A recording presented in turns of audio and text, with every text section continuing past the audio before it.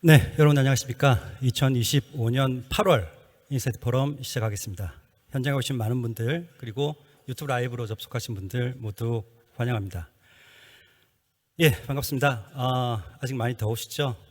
시작하기 전에 핸드폰은 무음 혹은 진동으로 변경하셨는지 한번 체크 부탁드리고요. 벌써 시간은 흘러서 입추도 지나고 또 더위가 멈춘다는 처서를 하루 앞두고 있는데요. 아직 더위는 멈출 생각을 하지 않고 있습니다. 그래서 24절기라는 시간의 흐름을 다시 정의를 해야 되지 않을까라는 생각도 들기는 하는데요. 그래서 오늘은 이 시간 이야기로 시작을 해볼까 합니다. 시간이라는 게 뭘까요? 우리는 항상 시간이 없다, 시간이 부족하다, 시간을 아껴야 한다라는 이야기를 하지만 정작 시간이 뭔데? 라고 물어보면 대답이 굉장히 궁색해집니다. 이런 시간이 무엇인가 라는 질문에 1700년 전에도 같은 고민을 한 사람이 있었는데요. 성 아우구스티누스입니다. 아우구스티누스는 평생 진리를 탐구하고 또 그 진리 속에서 구원을 얻고자 하는 그런 삶을 살아서 진리를 향한 구원의 불꽃이라고 불리는 이 아우구스티누스도 시간에 대해서 아무도 묻지 않을 때는 대답을 알고 있지만 막상 묻는 자에게 설명을 하려면 대답을 알지 못한다라고 고백록에서 고백을 할 정도로 시간에 대한 정의는 굉장히 어려운 문제입니다. 그런데 이게 현대에 와서는 좀 더 난해졌습니다. 이게 시간이 무언가라는 걸 넘어서서 시간이라는 게 과연 존재하는가라는 논쟁으로 확대가 됐는데요. 보시는 것처럼 시간이 현재 흐르고 있다, 실제하고 있다라는 주장과 그리고 시간이라는 것은 환상에 불과하다라는 지형이 서로 대립을 하고 있습니다. 물론 이 시간이 균등하게 흐른다라는 뉴턴의 주장은 아인슈타인에 의해서 이미 깨졌지만 이 양쪽 다 기본적으로 노벨 물리학상은 기본적으로 깔고 시작할 정도로 당대를 넘어서 희대의 천재들이 하는 주장이라서 쉽게 결론이 안 나고 있습니다. 그래서 시간이라고 하는 건 우리가 생각하는 것보다 훨씬 더 복잡하고 신비한 대상인 걸로 보여지는데요. 그런데 이런 복잡한 증명이 필요 없이 시간을 한마디로 정의를 한 사람이 있는데요. 바로 벤자민 프랭클린입니다. 시간은 뭐다? 시간은 돈이다. 이 벤자민 프랭클린이 어느 젊은 상인에게 주는 충고라는 굉장히 짧은 에세이에 적은 글입니다. 그 덕에 $100 지폐에 들어가진 않았지만 아무튼 이 말이 우리나라에 들어오면서 시간이 금이다라는 말로 바뀌어서 전파가 됐습니다. 그래서 돈을 아끼려면, 이 시간을 아끼려면 단위 시간당 생산성이나 효율성을 극대화해야겠죠. 그런데 개인이 아무리 집중을 하고 또 성실하게 노력을 해도 생산성을 올리는 데는 한계가 있습니다. 그래서 이 한계를 극복할 수 있게 해주는 게 바로 혁신 기술들이었는데요. 지금 보시는 것 외에도 역사적으로 큰 도약을 이끈 무수한 기술들이 있습니다. 이런 기술들이 세상에 하나씩 나타날 때마다 생산성은 비약적으로 상승을 하게 됩니다. 게다가 이런 기술들은 생산성 향상뿐만 아니라 인간이 생각하는 방식 그리고 행동하는 방식 그리고 나아가서는 권력 구조를 바꾸기도 하는데요. 이 중에 한 2가지 정도만 살펴보겠습니다. 오늘 시간 이야기로 시작을 했으니까 시간을 측정하는 도구인 시계를 보면 중세 유럽을 보면 그 교회 종소리가 모든 사람들의 행동의 기준이 됐습니다. 그런데 이 기계식 시계가 등장하면서 개인과 모든 조직 단위가 좀 더 세분화된 그런 일정 계획을 짤 수 있게 되면서 효율성이 굉장히 높아졌죠. 뿐만 아니라 시계라는 게 이렇게 교회의 권력, 권위를 크게 약화시키는 역할도 합니다. 보시는 것처럼 시청이나 광장에 시계탑이 설치가 되면서 시간 권력의 주체가 신학적 질서에서 경제, 국가, 도시 권력으로 이동하는 그런 결과를 초래를 하게 되죠. 그래서 교회는 이 시계탑에 대해서 시간을 훔쳐간 도둑놈이라는 비난을 퍼부었다고 합니다. 다음으로 분업에 대해서 조금 살펴보면 애덤 스미스가 국부론 1장 그 분업에 관하여라는 데서 예를 든 것처럼 혼자서 핀을 만들면 하루에 20개 정도를 만드는 것도 어렵지만 그 제작 공정을 18개의 세부 단위로 나눠서 10명이 핀을 만드는 공장에서는 하루에 48,000개, 그러니까 1인당 4,800개를 만들 수 있다라고 언급을 했죠. 그런데 이 분업이라는 게 생산성뿐만 아니라 사회 전반에 엄청난 변화를 가지고 오게 됩니다. 당시에 분업을 하려면 당연히 공장에 모여서 작업을 해야 되니까 출근을 한다라는 개념이 만들어지면서 자연스럽게 워크와 라이프가 분리가 됩니다. 그에 따라서 가족 인적 중심의 사회 관계망이 약화가 되고 회사 동료를 중심으로 한 관계망이 형성이 되고 강화가 됩니다. 그리고 가족 내에서도 남편은 나가서 일을 해서 돈을 벌고 아내는 가사를 전담하는 가족 내 분업이라는 것도 정착이 되고요. 그리고 공장이 밀집되고 또 규모가 커지면서 도시가 팽창하는 효과도 발생을 하게 되고 여러 명이 분업을 수행해야 되니까 엄격한 규칙, 규범 속에서 또 노동을 하게 됩니다. 자율성이 그만큼 사라졌다는 거죠. 그리고 일과 삶이 분리가 되니까 여가, 레저라는 개념도 등장을 하게 되고 교육 시스템, 특히 공교육 시스템도 공장형 조직하고 맞물려 가지고 표준화 교육 중심으로 전체가 재편이 되게 됩니다. 그리고 생산성 향상이 그에 따라서 수입이 늘어나니까 중산층도 확대가 되고 또 물건이 많아지니까 소비 문화도 확산이 되게 되죠. 그리고 마지막으로 노사관계, 노와 사 간의 권력 관계가 법과 제도로 규정되는 현상도 발생을 하게 됩니다. 그래서 이런 변화들, 기술들이 가지고 오는 변화에 대해서 20세기를 대표하는 철학자 하이데거는 기술은 단순한 수단이 아니라 우리가 세계를 드러내는 방식, 다른 말로는 우리가 세상을 인식하는 프레임이라고 정의를 합니다. 그러니까 새로운 기술이 등장하면 그 기술로 인해서 우리가 세계를 드러내는 방식이 바뀌게 되고 다른 말로는 우리가 세계를 인식하는 프레임이 바뀌게 된다라는 거죠. 오늘 우리가 공부할 AI도 마찬가지가 아닐까 생각합니다. AI라는 도구가 단순한 업무 효율화 도구를 넘어서 개인과 조직의 세계관을 바꾸는 어떤 인프라, 프레임이라고 정의를 하고 강의를 들으시면 좋겠다라는 말씀을 드리면서 공지사항 몇 개 말씀드리겠습니다. 첫 번째 공지사항은 그 오너와 2세들을 위한 오너스 클럽이 10월 22일부터 8주 동안 진행된다라는 소식입니다. 오너라면 반드시 고민할 수밖에 없는 그런 세대 교체를 위한 리더십 전환 전략이라든지 자산 전략 그리고 신사업 추진 전략 같은 핵심 전략에 대해서 저희 세리CEO가 최고의 전문 교수진들 그리고 김현장, EY 한영 같은 그 소속의 최고 전문가들과 함께 다양한 노하우들과 맞춤 전략을 제시해 드리니까요. 이번 기회에 꼭 신청을 해 주시면 좋겠습니다.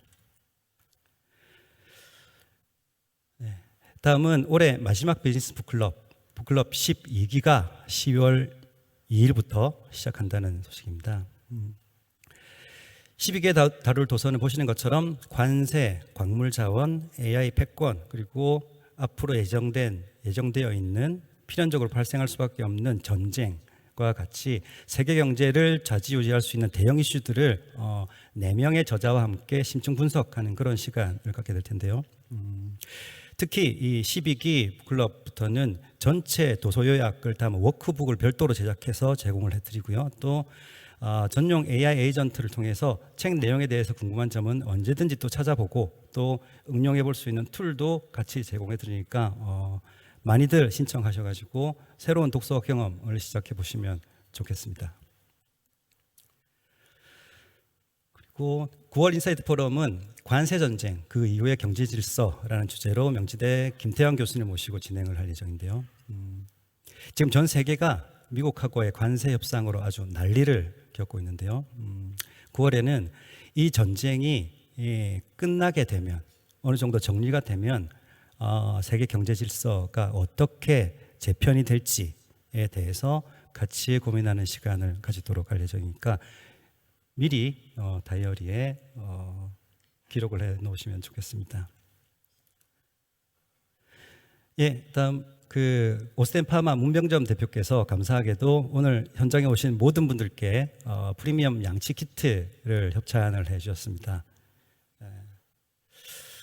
그리고 또 추첨을 통해서 총 10분께 20만 원 상당의 오스템 종합 선물 세트 그리고 14만 원 상당의 와픽 핸디 구강 세척기를 드립니다.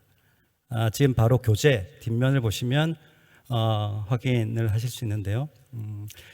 당첨되신 분들 있으시죠? 당첨되신 분들은 지금 스티커가 있는 부분을 활짝 펼치셔서 지금 바로 펼쳐주세요. 펼치셨으면 옆에 계신 분들께 자랑해 주시면 됩니다. 네. 네. 네. 예, 오스템 선물 세트가 도착을 했다라는 것은 곧 명절이 가까워 온다라는 의미입니다. 다가오는 추석 선물은 건강을 선물한다라는 의미로 오스템 선물 세트로 준비를 해주시면 참 좋겠다라는 말씀 드리면서 협찬해 주신 문병정 대표님께 다시 한번 감사하다는 말씀 드립니다. 그리고 언제나처럼 동아일보에서 DBR 최신호를 그리고 매일경제신문사에서 매경 이코노미 최신호를 협찬해 주셨습니다. 항상 감사를 드립니다. 자, 그럼 오늘의 주제 AI가 바꾸는 조직과 HR 전략으로 들어가 보겠습니다. AI가 과연 우리가 일하는 방식, 조직을 어떻게 바꾸고 또 우리는 어떤 준비를 해야 되는지 카이스트 김조 교수님 모시고 지금부터 같이 고민을 해보도록 하죠. 교수님 앞으로 모시겠습니다. 큰 박수로 환영해 주십시오.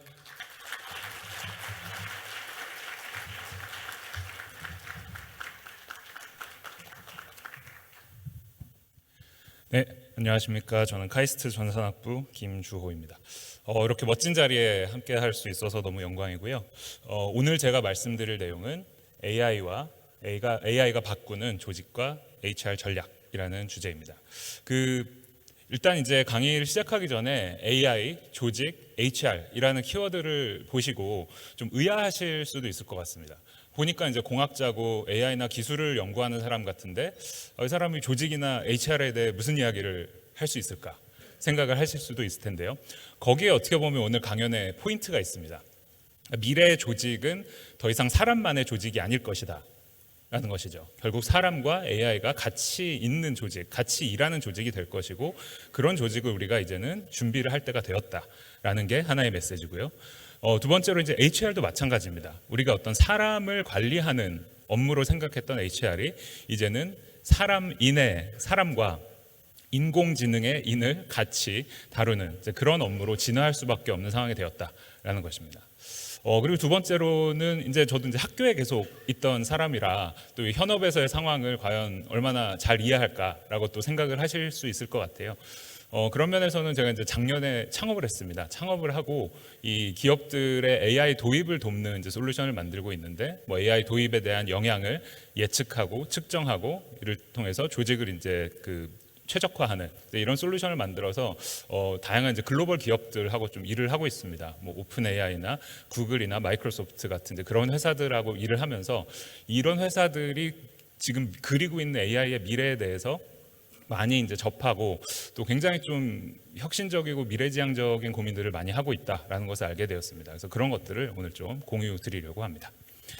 일단 시작에 앞서서 AI 기술이 현재 어디까지 와 있는가 한번 좀 살펴보겠습니다. 아마 좀 많이 익숙하실 텐데요.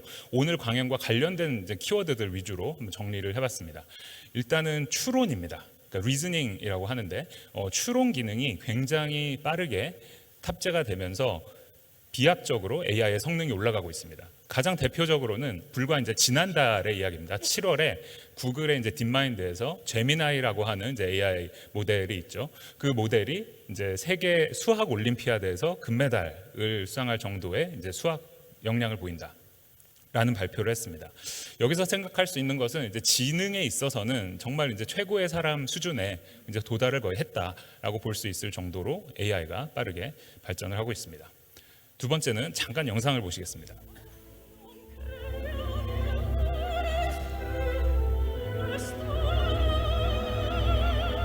We're gonna light up the sky.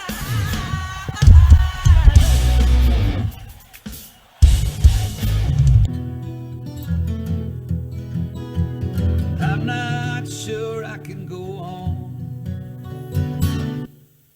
네, 이 영상을 보여드린 이유는 아시겠죠? 이게 다 AI가 만든 영상입니다. 실제 영상이 아니고. 그래서 이렇게 AI가 텍스트뿐만 아니라 이미지나 영상까지 이제 만들어내는데 이제 굉장히 정교하게 만들 수 있게 되었다라는 것이고요. 우리가 또 AI를 생각하면 보통은 챗GPT 같은 채팅을 통해 대화를 하는 AI를 많이 생각을 합니다. 그런데 사실 그런 기능이 채팅이라는 이제 앱에 탑재가 되었을 뿐이고 사실 굉장히 많은 형태의 어플리케이션에 통합이 될 수 있습니다. 실제로 다양한 업무 환경에 빠르게 통합이 되고 있는 상황입니다. 아마 많은 기업에서 이미 사용을 하고 계실 것 같은 마이크로소프트의 코파일럿 같은 것들 생각해 보면 우리가 익숙한 엑셀이나 파워포인트 같은 업무 환경에 생성의 AI가 탑재가 되어 있는 것이죠. 그리고 이런 변화가 가지고 오는 업무상에서의 가장 큰 임팩트 중에 하나는 많은 일들을 이제는 말과 글로 처리한다라는 것입니다.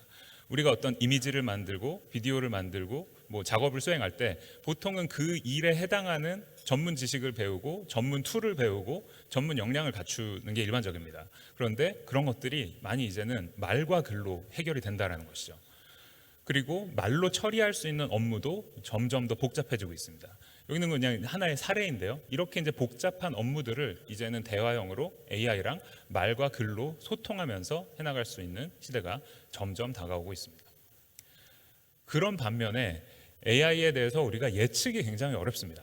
특히 여러분들 이제 전문가가 하는 AI 예측은 거의 믿으시면 안 됩니다. 거의 틀리고요. 그만큼 이제 전문가들도 예측이 너무 힘들다라는 것이죠.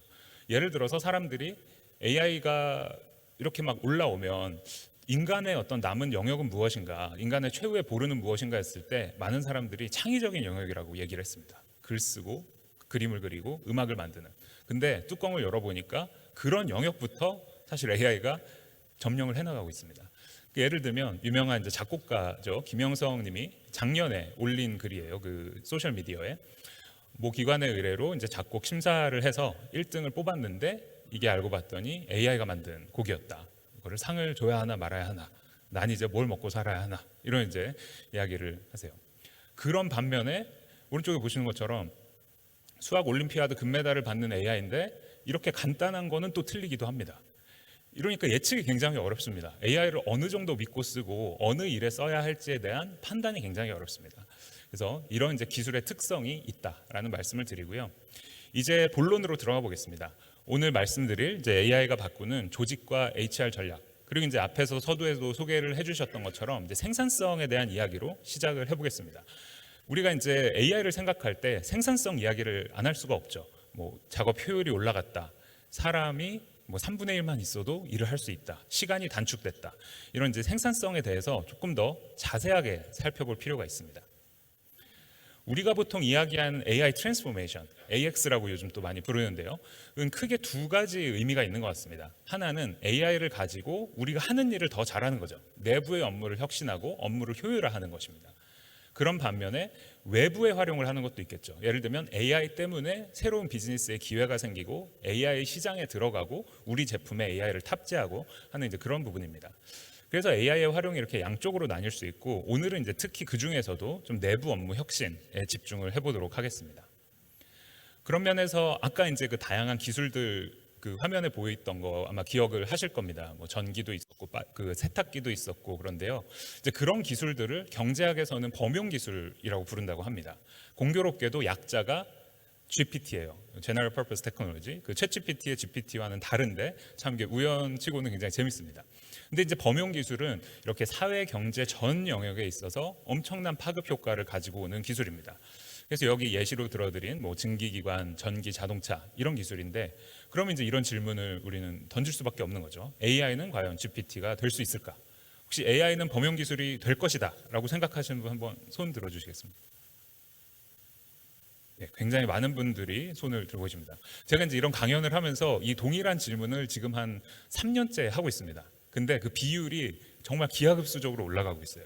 제가 처음 한 2년 전에 물었을 때만 해도 청중분들 중에 한 10%, 20% 정도밖에는 들지 않으셨거든요. 이제는 어딜 가서 해도 반 넘는 분들이 그렇게 생각을 하시는 것 같습니다. 그리고 다양한 전망들이 쏟아져 나옵니다. 굉장히 장밋빛의 전망들이죠. 그래서 뭐 골드만삭스에서도 세계 GDP가 생성형 AI로 7% 상승할 것이다. 대한민국 GDP만큼의 경제적 파급 효과가 매년 생성형 AI로 인해 생길 것이다. 또 지식 노동자들의 시간에 60에서 70% 정도의 그 작업을 AI가 자동화하고 대체할 것이다. 이런 이제 전망들이 쏟아져 나오고 있습니다. 그런 상황에서 우리가 좀 생각해 볼 만한 것은 이 범용 기술이 어떻게 발전해 나가고 파급 효과를 내는가입니다. 보통은 인프라가 갖춰지고 나면 응용에서 폭발적인 혁신이 일어납니다. 예를 들면 전기를 생각해 보면 발전이나 송전망이나 이런 인프라가 갖춰지고 나니까 그 위에 이 어마어마한 혁신들이 일어났고요.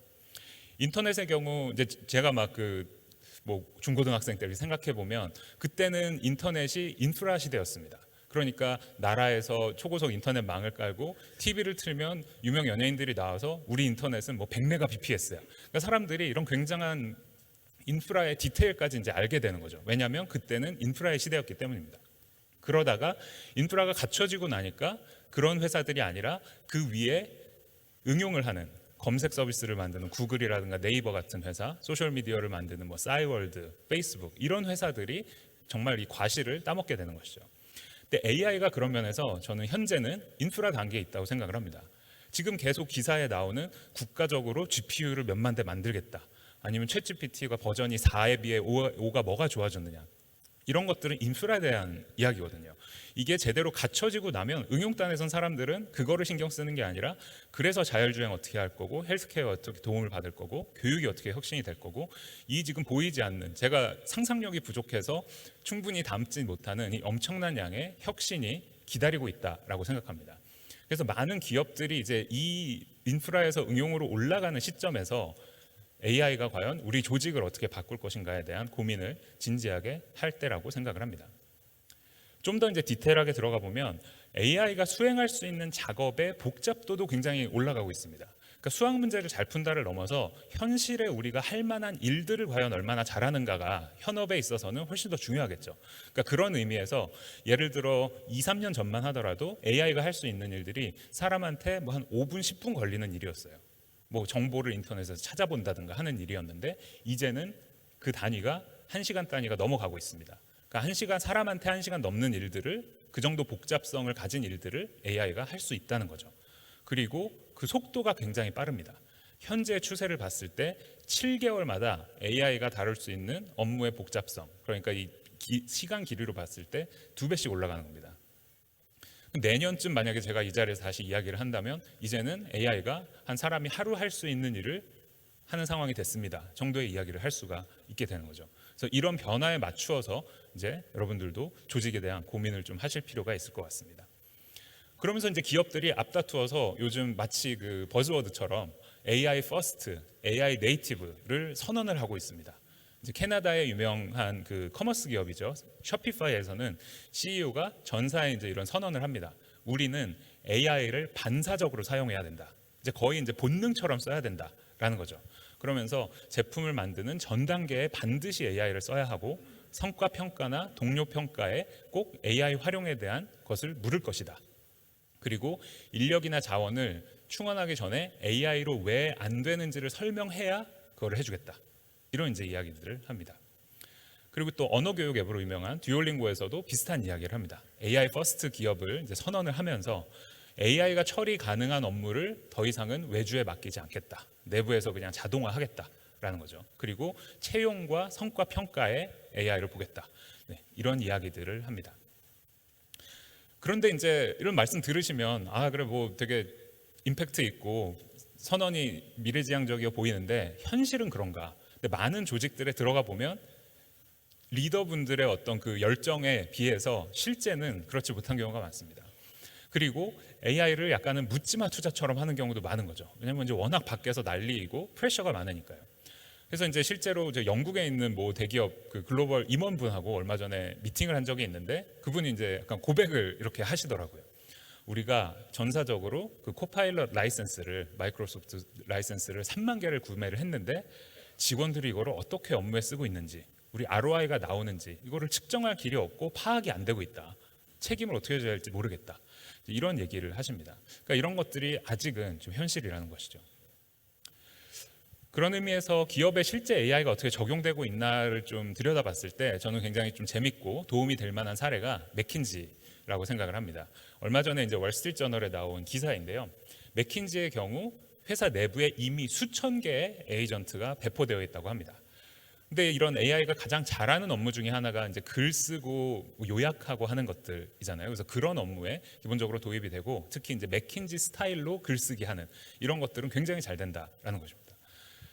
그리고 또 재밌는 숫자가 최근 2년간 직원은 5,000명을 감원을 했는데 그러면서 에이전트를 12,000개를 만들었다라는 거죠. 이 둘의 관계가 당연히 밀접하게 있을 수밖에 없습니다. 그러면서 아까 이제 AI 트랜스포메이션의 내부와 외부를 말씀드렸는데 외부적으로도 AI 관련 매출이 40% 육박을 하는 거죠. AI 트랜스포메이션에 대한 컨설팅을 하는 맥킨지의 이제 특성상. 근데 그러면서 이제 맥킨지는 그러면 직원들한테 뭐를 요구하느냐, 어떤 역량을 중요하게 생각하느냐라고 했을 때 맥킨지에 있는 리더가 이런 얘기를 합니다. 빠른 학습 역량이 중요하다. 기술이 너무 빨리 변하고 AI를 혁신적으로 도입을 해야 되기 때문에 빨리 학습할 수 있어야 되고 리더십이 있어야 된다. 그리고 협업을 할 수 있어야 된다라는 거죠. 협업이 근데 사람과의 협업만이 아니라 AI와 협업할 수 있는 역량이 점점 더 중요해진다라는 것입니다. 그리고 단적으로 보여주는 예가 이전에는 이제 하나의 유닛이 리더 1명과 컨설턴트 4명으로 구성이 됐다면 이제는 그게 컨설턴트는 2-3명으로 줄어들고 거기에 에이전트들이 같이 들어가는 이런 하이브리드 팀이 이제 실제 업무에 적용이 되고 있다라는 것입니다. 그래서 이제 실제 회사들이 이렇게 또 진행을 하고 있다라는 걸 볼 수가 있고요. 현재 AI가 가장 활발하게 적용이 되고 있는 분야가 바로 이 소프트웨어 개발입니다. 여러 가지 이유가 있는데 일단은 작업 자체가 컴퓨터로 일어나서 데이터가 굉장히 모으기가 쉽습니다. 그리고 정답이 분명하기 때문에 판단이 쉽고요. 그래서 AI가 굉장히 잘 도와줄 수가 있는 업무죠. 그래서 개발자들이 생성형 AI를 썼을 때 어떤 영향이 발생을 하는가를 이제 본 연구가 있습니다. 그래서 이 연구에서 나온 좀 인사이트가 좀 굉장히 도움이 될 것 같습니다. 왜냐하면 굉장히 많은 업무가 이 소프트웨어 개발의 이 흐름을 따라갈 거라고 저는 생각을 합니다. 그래서 소프트웨어 개발이 어떻게 보면 미래를 조금 먼저 맡고 있는 영역이라고 생각을 하고 봐주시면 좋을 것 같습니다. 그래서 개발자들한테 질문을 합니다. AI 도입이 25% 향상이 되면 영향이 어떤 것들이 있느냐? 그랬더니 개발자들이 작업의 몰입도가 올라간다. 직업의 만족도도 올라간다. 생산성도 올라간다. 이야기를 합니다. 근데 다 좋은데 밑에 보면 마이너스인 것이 있습니다. 뭐냐면 가치 있는 업무에 내가 들이는 시간은 줄어든다라는 것입니다. 근데 잡일하는 시간에는 별로 차이가 없다. 굉장히 의외 아닌가요? 그죠? 우리가 생산성이 올라가면 잡일이 줄어들고 가치 있는 일에 더 비중이 높아져야 되는데 반대 결과가 나오는 거죠. 그래서 왜 그런가 의아해서 봤더니 여기서 이제 기술의 특성이 나옵니다. AI라는 기술이 우리가 하기 싫고 가치가 없는 일을 대체하는 것이 아닙니다. 그죠? AI는 자기가 잘하는 일부터 대체를 하는 거고요. 그런 일들이 대부분은 가치 있는 일들입니다. 개발자들한테 가치 있는 일은 코드를 작성하고 알고리즘을 만들고 하는 것들인데 그런 것들을 지금 올림피아드 상 받을 정도로 잘하기 때문에 가치 있는 일을 AI가 잠식을 하고 막상 잡일이라든가 뭐 미팅이라든가 이런 데에는 도움을 줄 수가 없습니다. 별로. 그렇기 때문에 가치 있는 일들을 얘가 빨아들여지면 빈 공간이 생기고 거기에 가치 있는 일을 메꾸는 게 아니라 잡일들도 같이 들어가서 오히려 업무의 어떤 만족도나 이런 것들에는 또 안 좋은 영향을 끼칠 수도 있다라는 것입니다. 그리고 이제 업무의 어떤 결과, 성과를 봤을 때에도 전체적으로 긍정적인 지표가 많습니다. 대부분의 개발 성과 지표가 상승되는 것을 볼 수 있습니다. 뭐 문서화도 더 잘 되고 코드의 어떤 퀄리티도 좋아진다라는 이제 결과들이 나옵니다. 그러니까 그런 면에서 이제 생각해봐야 될 거는 AI로 어떻게 이 개발자들의 업무의 가치를 극대화할 것인가. 이걸 이제 여러 가지 가치에 대한 그 지표로 정리를 이 리포트에서 하는데요. 여러 가지 이 가치들을 가지고 기업에서 이제 전략을 세워야 된다라는 이야기를 합니다.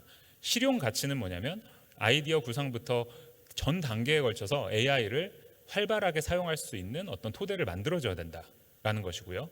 평판의 경우에는 AI가 재밌는 것이 AI를 넣었다고 해서 어떤 업무의 생산성이 30% 올라간다. 이건 사실 너무 근시안적인 분석입니다. 왜냐하면 하나의 작업이 있을 때 우리는 그 앞뒤의 작업을 같이 하게 되잖아요. 그러니까 AI로 치면 우리가 입력을 넣어주는 그 프롬프팅 작업이 있고 결과가 나오면 또 검증을 또 해야 되겠죠. 사실 이제 그런 보이지 않는 노동들이 사실 있는데 그런 것들에 대한 인정을 해줘야 된다라는 것입니다.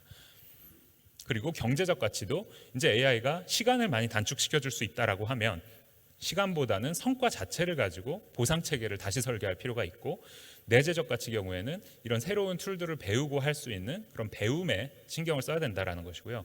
마지막이 굉장히 재밌습니다. 이 쾌락적 가치인데 뭐냐면 AI가 내가 좋아하고 내가 가치를 느끼고 일의 보람을 느끼는 일을 다 가져가지 않고 내가 선택적으로 AI를 쓸 수 있을 자유를 보장해 줄 필요가 있다라는 것입니다. 이런 게 앞으로 조직에서 전 점점 더 중요해질 거라고 생각을 합니다. 그래서 생산성과 이런 부분에서 많은 이제 장점들도 있고 생각보다 좀 복잡하다 정도의 말씀을 드렸는데 의외의 결과가 있습니다. 어떤 배포의 성과, 그러니까 이제 개발자들이 뭐 코드를 짜고 제품을 만들어서 내보내는데 코드의 퀄리티는 올라가는데 정작 제품 안에 담겨서 배포되는 성과는 오히려 떨어진다라는 결과가 나온 겁니다. 그래서 들여다봤더니 왜 그러냐면 배포 속도가 줄어들고 안정성이 떨어진다라는 결과가 나오는데요. 그걸 들여다봤더니 이 변경 단위가 증가합니다. 어떤 얘기냐면요.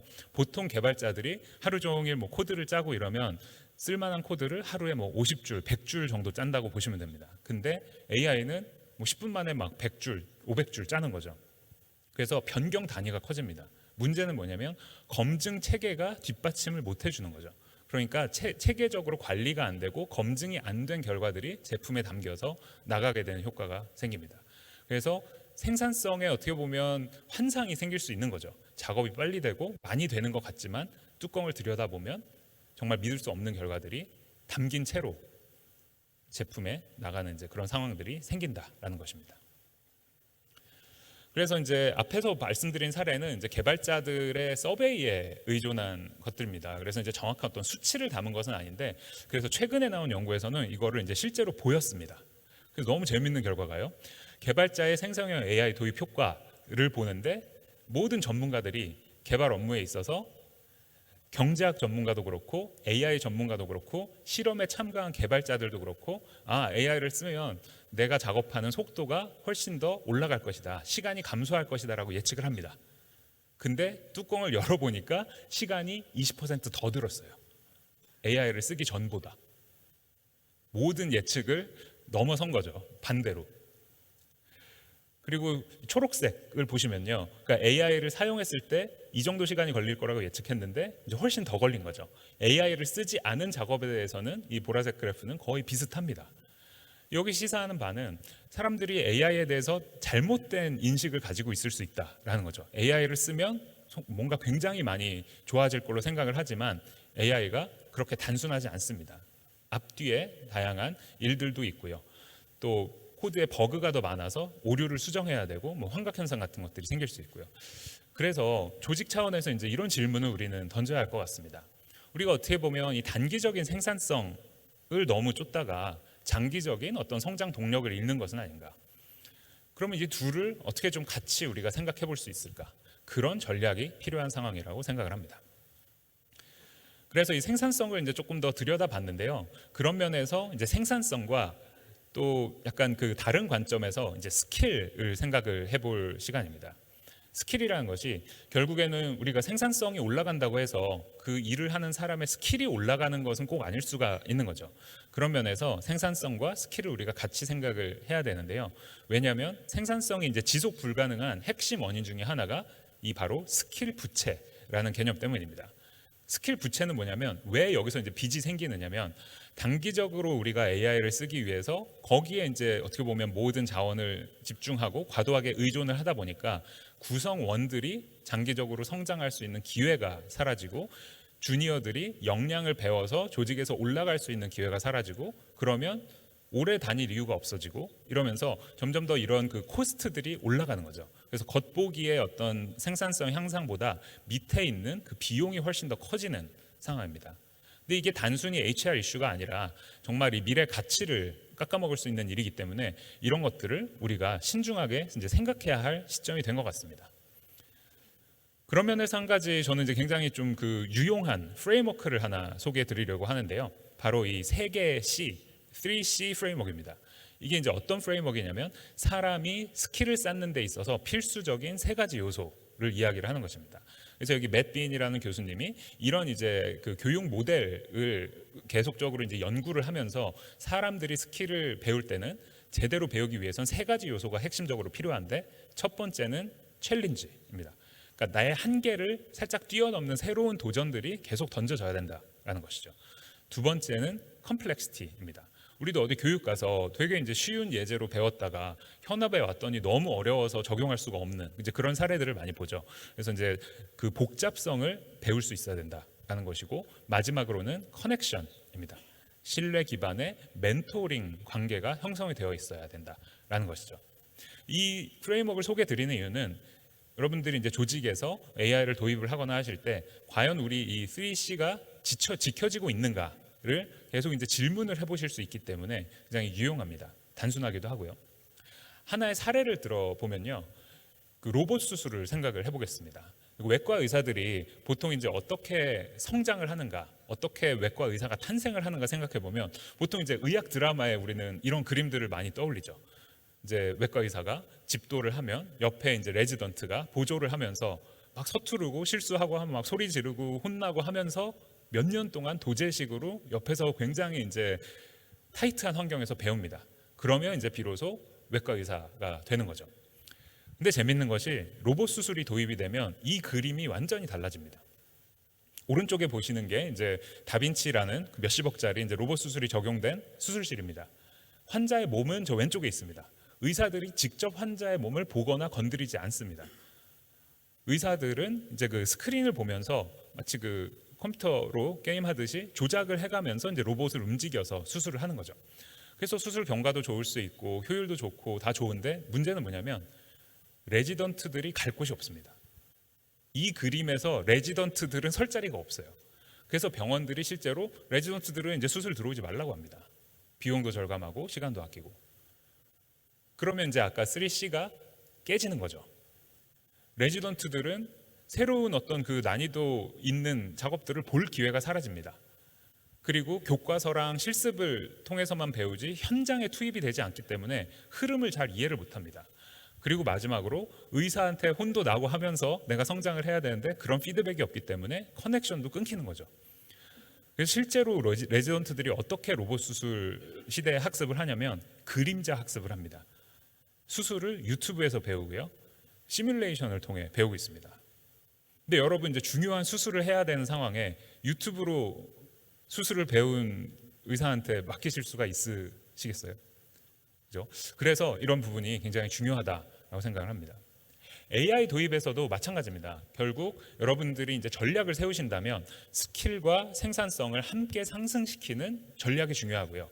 3C를 갖추기 위해서 예를 들면 마음껏 이런저런 것들을 시도해 볼 수 있도록 학습 전용의 어떤 그런 것들을 직원들한테 할 수 있게 한다든가 아니면 멘토링이나 이런 서포트를 넣어주고 속도나 효율성뿐만 아니라 다양한 가치들을 활용할 수 있게 도와주고 또 전문가나 초보자, 시니어와 주니어가 같이 이런 것들을 이야기해 볼 수 있는 환경을 같이 만들어서 AI 도입을 하시는 것이 굉장히 도움이 된다라는 말씀을 드리고 싶습니다. 그런 의미에서 이제 AI를 사람들이 쓸 때 그럼 이제 어떤 일들이 일어나는가, 를 좀 더 이제 케이스를 통해서 한번 보여드리려고 하는데요. 이건 저희 연구실에서 했던 연구입니다. 소위 말하는 이제 그 입 코딩이라는 것이 있는데요. 입으로 코딩을 하는 거죠. 그러니까 프로그래밍을 할 때 우리가 보통은 뭐 코드를 배워가지고 문법에 맞게 막 개발자들이 작성을 하고 하는데 이제 이런 AI를 통해서 우리가 말로 입으로 글로 이제 코딩을 할 수 있는 시대가 되고 있는데요. 그래서 저희는 이제 그런 기술 자체를 보기보다 이렇게 코딩을 하면 무슨 일이 생기나를 집중을 해서 이런 연구를 진행을 했습니다. 그래서 이 시스템에서는 예를 들어 우리가 카이스트 홈페이지에 가서 Make this larger. 이거를 크게 해줘라고 이야기합니다. 그러면 부분을 크게 만들 수 있는 다양한 요소들이 이렇게 추천이 되고 우리가 탐색을 하면서 고를 수가 있습니다. 그리고 좀 더 이제 모호한 것들도 이야기를 할 수 있죠. 이 부분을 찍고 여기를 좀 강조해줘라고 이야기를 하면 강조를 해주는 효과가 나는 것들을 시스템이 자동으로 보여줍니다. 그래서 이제 저희는 이렇게 되게 교육적으로도 괜찮고 되게 개발의 생산성을 높일 수 있겠다라고 생각을 했습니다. 그래서 실제 실험을 진행을 했는데요. 입코딩으로 프로그래밍을 더 잘할 수 있을까? 실제 문제 해결의 완료 비율이 훨씬 올라갔습니다. 저희 툴을 쓰지 않고 그냥 일반적인 개발을 한 사람들에 비해서요. 문제 해결 완료 비율도 올라가고 시간도 단축이 됐고요. 그 다음에 수정 횟수는 비슷했지만 저희 툴을 썼을 때 사람들이 더 다양한 요소들을 탐색했습니다. 그래서 교육적으로도 의미가 있겠다 생각을 한 거죠. 근데 이제 이 연구를 진행한 저희 학생이 오더니 너무 이제 좋은 결과라서 이제 신이 났는데 근데 교수님 이상한 그래프가 하나 있습니다 하면서 이제 이런 그래프를 가져왔습니다. 근데 이게 이제 뭔지 말씀드리기도 전에 우리가 이제 연구를 하면 이게 계속 이제 우상향 그래프가 나와야 되잖아요, 그죠? 회사 지표처럼. 근데 이제 꺾이는 거죠. 근데 뭐가 꺾였냐면 저희 툴을 썼을 때 사람들의 자기 효능감이 떨어집니다. 자기 효능감이라는 건 뭐냐면 내가 어떤 일을 나의 스스로의 힘으로 할 수 있다고 믿는 스스로에 대한 신뢰입니다. 근데 그게 떨어지는 거예요. 아니 빨리 하고 더 잘 되는데 왜 AI를 썼을 때 자기 효능감이 떨어지는가? 사람들한테 물어봤더니 사람들이 어떤 얘기를 하냐면요. 다 좋은데 계속 근데 말로만 해야 되는 게 답답하다. 어느 정도 되고 나면 내가 들어가서 좀 더 해보고 싶고 더 고급의 것들을 내 힘으로 해보고 싶은데 계속 AI를 통해서 해야 되는 게 답답하고 여기서 내가 뭔가 컨트롤을 할 수 없다라는 것이 좀 아쉽다. 이런 이야기를 합니다. 그리고 또 비슷한 측면에서 얼마 전에 이제 튀르키예에서 1,000명의 고등학생을 대상으로 실험을 합니다. 어떤 실험을 하냐면요. 수학 시간에 AI를 이쪽 반 학생들한테는 AI를 주고 이쪽 반한테는 안 주고 시험을 봅니다. 그래서 GPT-4를 줍니다. 그래서 GPT-4 사용이 과연 학습에 도움이 되느냐 시험 점수를 비교를 해봤어요. 어땠을까요? 네, AI를 사용한 그룹이 더 높은 점수를 받았습니다. 그래서 AI를 사용했더니 학생들이 수학을 더 잘 배우는구나 이런 좀 이제 판단을 할 수가 있는데 연구자들이 그렇게 단순하지 않죠. 그래서 거기서 끝나지 않고 2차 실험을 합니다. 그 학생들 그대로 한 다음에 이번엔 AI를 뺏어요. 뺏고 이 그룹은 이제는 AI 있다가 없이 보고 이 그룹은 동일하게 없이 또 다시 이제 시험을 봅니다. 그랬더니 어떻게 됐을까요? 뒤집힙니다. 그죠? 여기서 이제 알 수 있는 거는 우리도 사실 그렇습니다. AI를 그냥 주면 사람들은 정답 검색기로 쓴다는 거죠. 이걸 어떤 지식 확장의 도구나 학습의 도구로 쓰지 않습니다. 최대한 빨리 해결하고 그냥 빨리 넘어가기 위한 지름길을 우리가 택할 수밖에 없다라는 거죠. 이게 업무에서도 마찬가지입니다. 최근에 계속 나오는 연구도 그렇고 케이스들이 직원이 이런 건 이제 AI가 한 거 검증을 안 하고 내보내서 막 비행기 값이 터무니없이 차지가 된다든가 아니면 회사에 수억의 피해를 입힌다든가 이런 것들이 결국에는 이제 AI를 우리가 정답 검색기 그냥 답만 빨리 내고 그냥 내보내는 이런 용도로 쓰기 때문이다라는 것이죠. 그래서 이제 오은영 선생님도 이런 이야기를 합니다. 우리가 이제 공부를 왜 하느냐라고 했을 때 몰랐던 걸 알게 되는 과정에서 자기 신뢰감과 효능감이 상승한다. 근데 AI를 우리가 그냥 쓰게 되면 이런 주도권과 컨트롤이 사라집니다. 무력감을 느끼게 되죠. 저도 이제 학교에서 학생들한테 프로그래밍이라든가 프로젝트 통해서 컴퓨터를 이제 가르치고 하는데 학생들이 이제는 숙제 같은 것도 AI 하면 정말 빨리 할 수 있거든요. 근데 단기적으로는 굉장히 좋습니다. 근데 그렇게 몇 번을 하다 보면 그 소위 말하는 이제 현타가 옵니다. 왜 그러냐면 빨리 숙제해서 좋은데 근데 그러면 나는 이제 뭐 해야 되지?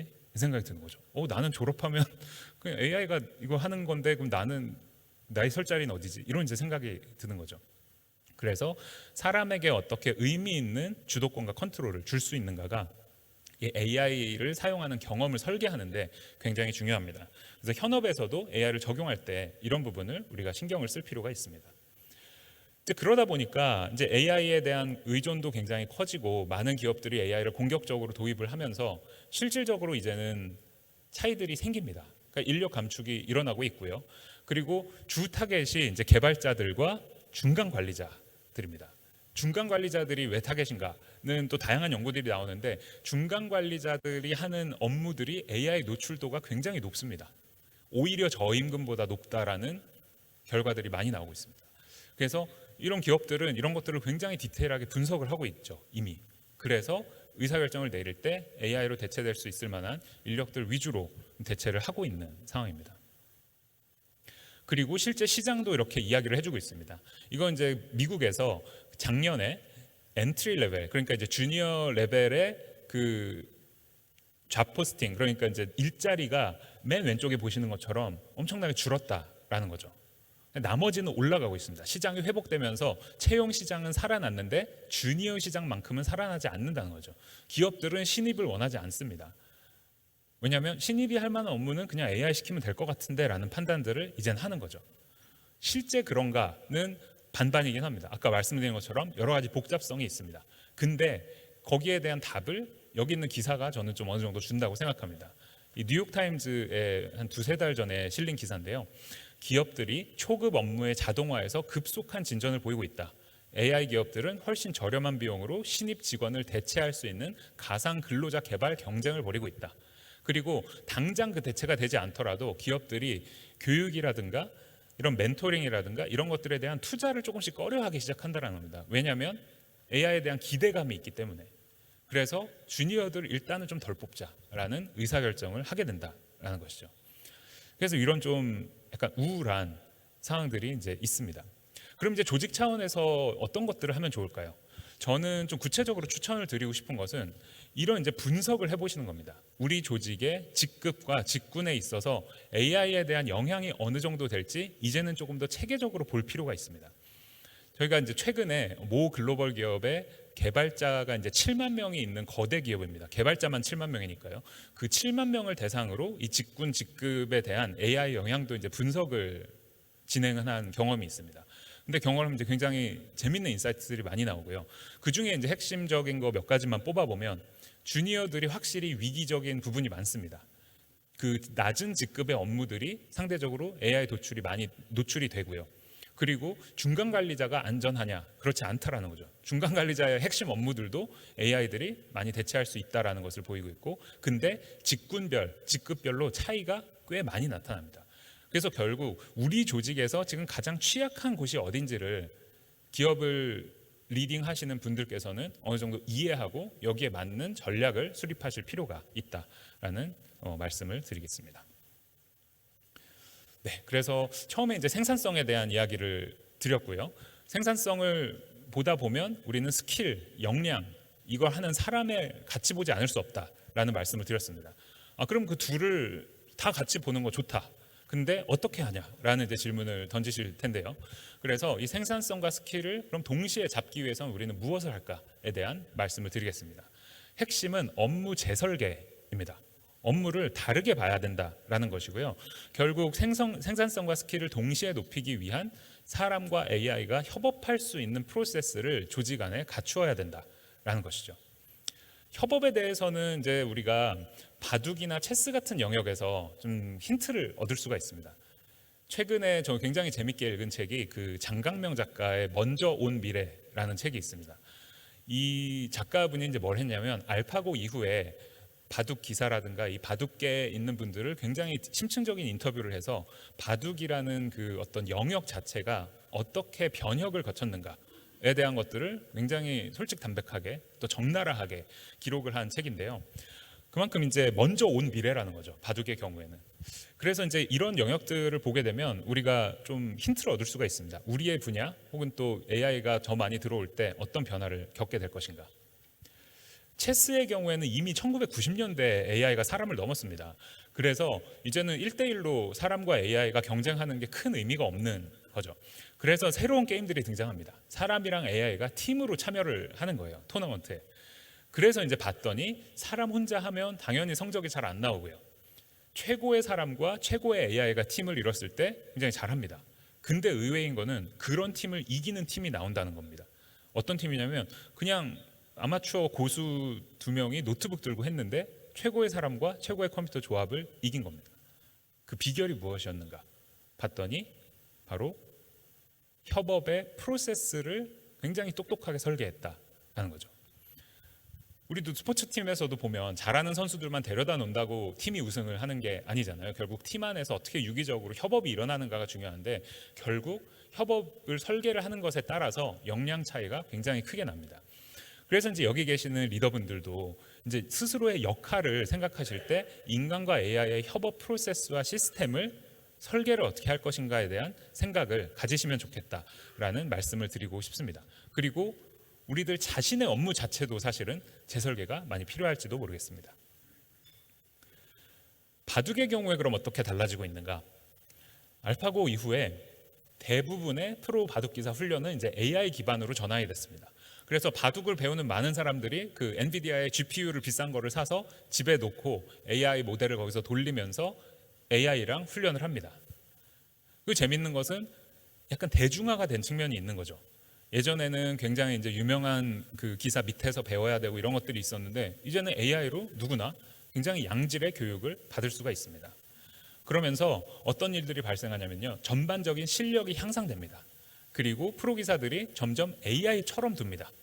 특히 처음 20-30수 정도는 기사들이 요즘엔 거의 이해는 못하지만 그냥 AI가 하는 것을 외워서 둔다라는 말이 나올 정도로 AI가 굉장히 큰 영향을 미치고 있습니다.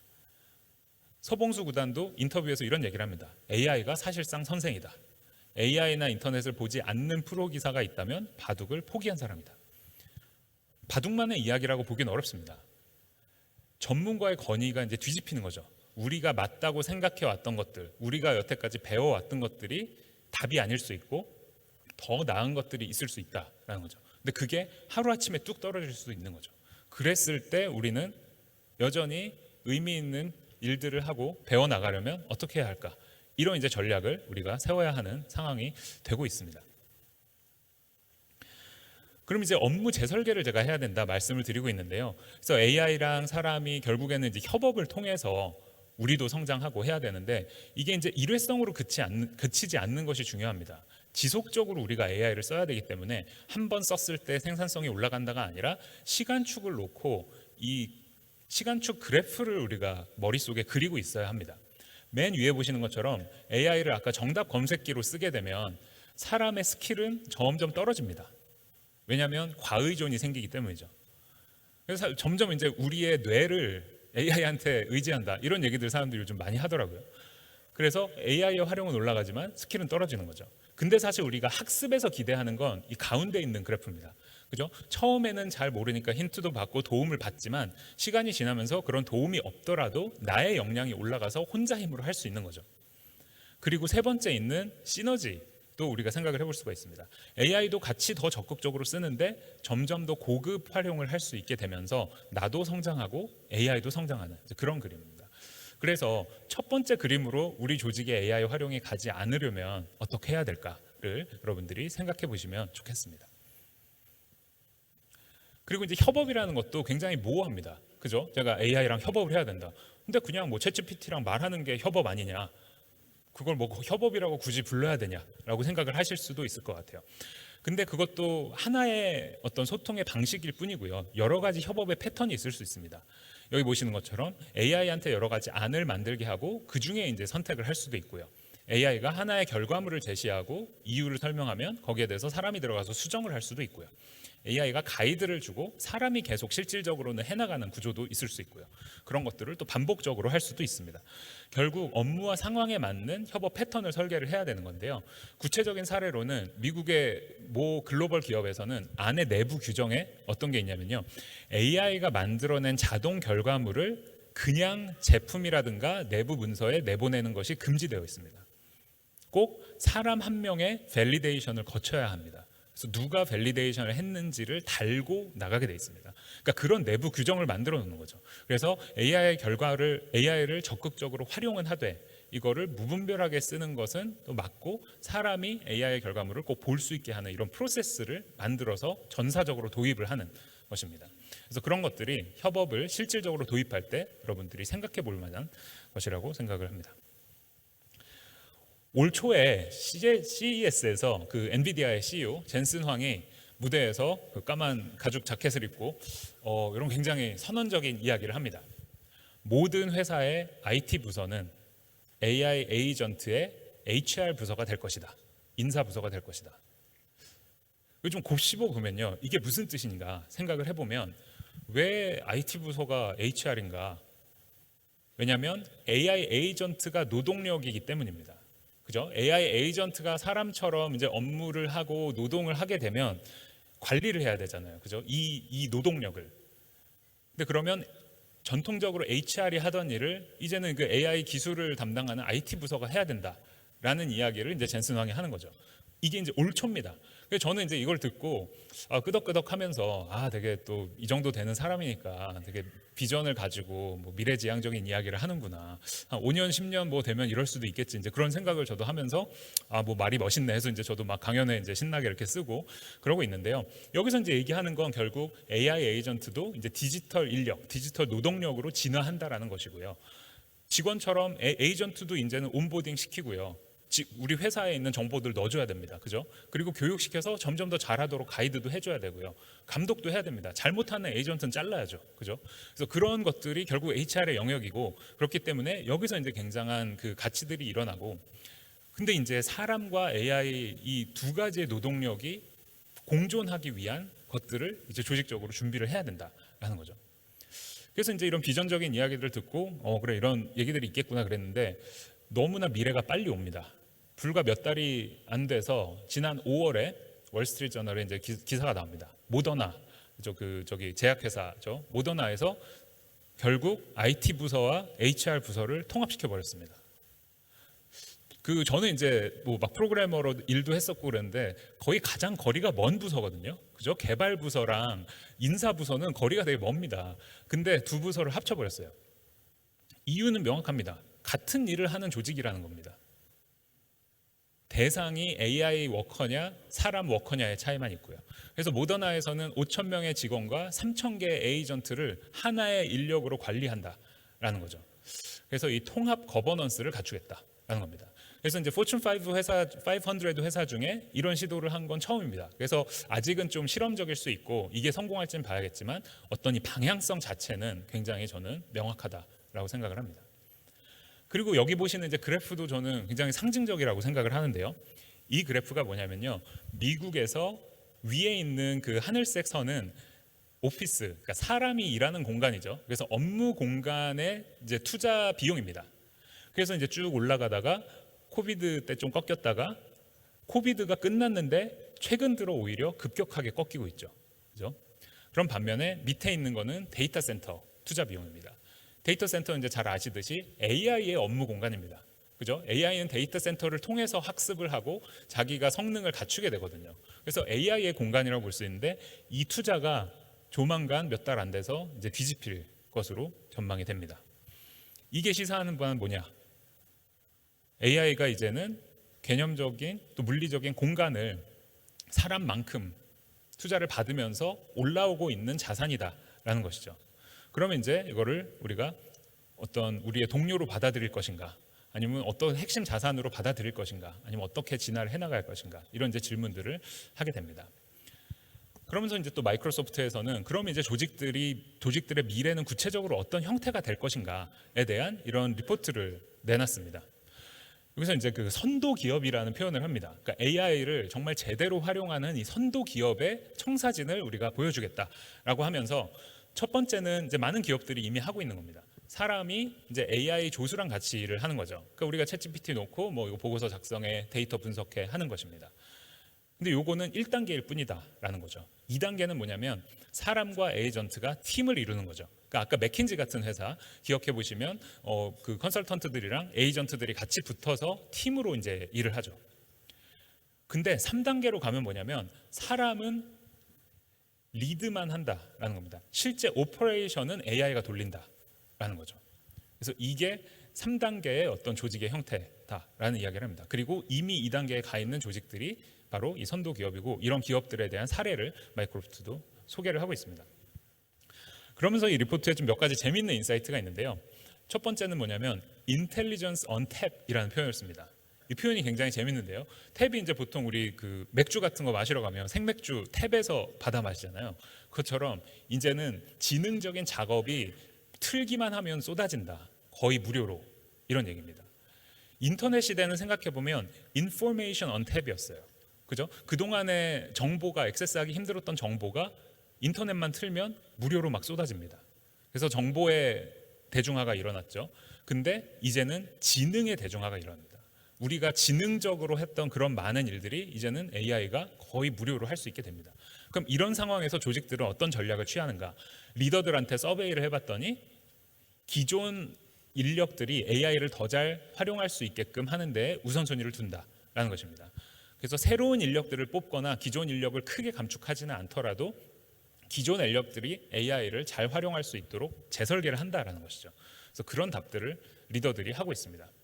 그리고 두 번째는, 이거는 저는 예상하건대 조만간 이제 굉장히 우리가 많이 듣게 될 개념일 것 같습니다. 뭐냐면 조직 안에서 사람 대 에이전트의 비율이 얼마인지를 우리가 계속 모니터링하고 이야기하게 될 거다라는 겁니다.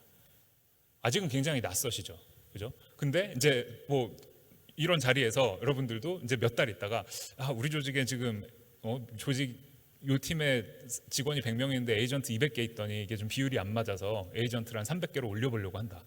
이런 얘기들을 굉장히 자연스럽게 하시게 될 수 있을 것 같습니다. 그래서 그 정확한 밸런스를 찾아내는 것이 이제 기업들이 또 이제 맞닥뜨린 중요한 미션 중에 하나다라는 이야기를 하고요.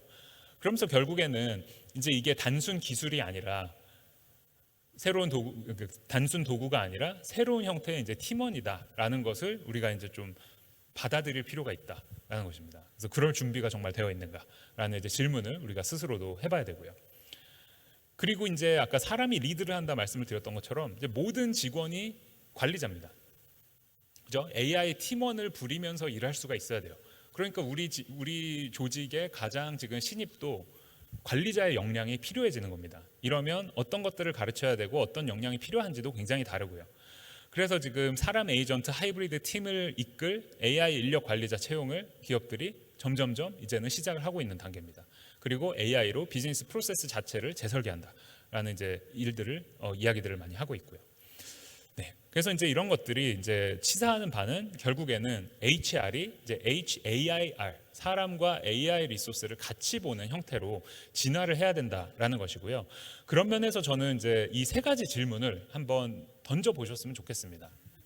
그 각자 계신 이제 기업들을 생각하시면서요. 첫 번째는 지금 우리 기업 안에서 인사랑 AI 전략을 통합적으로 이해할 수 있는 사람이 있는가? 두 번째는 만약에 우리 조직에 지금 수천 수만 개의 에이전트가 막 돌아간다라면 이거 누가 어떻게 관리할 것인가? ROI는 어떻게 측정할 거고 에이전트들의 퍼포먼스는 어떻게 관리할 거고, 그렇죠? 마지막으로는 그러면 지금 우리 조직 인간들과 AI의 협업의 최적화를 위해서 우리는 이 업무를 어떤 식으로 가져갈 것인가? 그렇죠? 이런 질문들을 던져보시면 아마 전략을 수립하시는데 좀 도움이 되실 거라고 생각을 합니다. 네, 여기까지 이제 말씀을 드렸는데요. 아마 지금 이제 여기 파트 3에서 제가 말씀드린 내용은 조금 근데 진짜 이렇게까지 될까? 아니면 너무 좀 뜬구름 잡는 얘기 같은데, 너무 먼 미래 같은데라고 느끼실 수도 있을 것 같습니다. 근데 이제 말씀드린 것처럼 저도 올 초까지는 이게 5년, 10년 뒤 얘기라고 생각을 했는데 여러 가지 기업들의 사례를 보면서 생각이 많이 달라지고 있고요. 여러분들께서도 좀 더 이제 앞서서 생각을 하신다면 이런 부분들을 이제 조금 더 현실감 있게 고민을 시작하시면 좋겠습니다. 그럼 이제 파트 4에서는 조금 더 가까운 얘기를 드려보겠습니다. 그 이제 뭐 큰 조직 차원의 엄청난 변화도 좋기는 한데 당장 좀 우리가 어떤 역량들이 중요하고 당장 AI에 관련해서 우리 조직은 어떤 준비를 해야 될까? 조금 더 현실적인 이야기를 들어가 보겠습니다. 그래서 일단은 영상을 하나 보여드릴 텐데요. 8살짜리 아이가 코딩을 합니다. 코딩을 하는데 일단 이제 코딩하면 일단 우리는 막 그 복잡한 프로그램 언어를 막 하고 복잡한 알고리즘을 막 계산해서 하고 이런 그림을 생각하잖아요. 이 아이가 이제 코딩을 하는 모습을 보시겠는데요. 이 아이는 대단한 게 45분 만에 이제 해리포터랑 채팅하는 앱을 자기가 만듭니다. 근데 이 아이가 그걸 어떻게 만드는지 한번 집중해서 보시겠습니다. A text box. Now we have this. Apply, accept it. 텍스트 박스를 만들어 달라고 하니까 AI가 만들어 줬어요. Accept. So now it's gonna have like a little lightning bolt.